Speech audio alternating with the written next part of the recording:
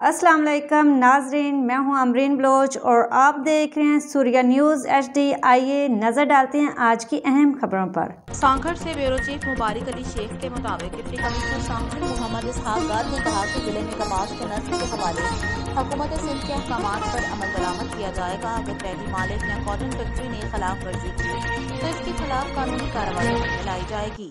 ان خیالات کا اظہار انہوں نے اپنے دفتر میں chamber of commerce, cotton factory مالکان اور زمینداروں سے کپاس کے ریٹ کے متعلق منعقد اجلاس کی صدارت کرتے ہوئے کیا۔ ڈپٹی کمشنر نے اس موقع پر تمام اسسٹنٹ کمشنرز کو ہدایت کی وہ اپنے اپنے تعلقوں میں کپاس کے سرکاری ریٹ پر خرید و فروخت کو یقینی بنائیں اور اگر کوئی مسائل درپیش ہوں تو ڈپٹی کمشنر آفس میں فوری اطلاع کریں۔ اس موقع پر آباد کا رہنما مراد علی نظامانی، چیمبر آف کامرس کے حاجی اسلام قریشی، فیکٹری مالک آسن داس سمیت دیگر بھی موجود تھے جنہوں نے اپنا اپنا موقف بیان کیا۔ آباد کا رہنما مراد علی نظامانی کی نشاندہی پر ڈپٹی کمشنر سانگھڑ محمد اسحاق ڈار نے پیڈیو فیکٹری مالکان کو سختی سے ہدایات جاری کی کہ وہ کسی بھی قسم کی ناجائز کٹوتی نہ کریں۔ اس کے علاوہ محکمہ زراعت اور بیورو سپلائی اینڈ میئرمنٹ کے افسران کو ہدایت کی کہ وہ تمام فیکٹریوں اور پیڈی پر ناپ تول کے نظام کا مکمل جائزہ لیں اور وزن میں کمی کے متعلق آبادکاروں کی شکایات کو دور کریں اور کم ناپ تول کرنے والوں کے خلاف بھاری جرمانے عائد کریں۔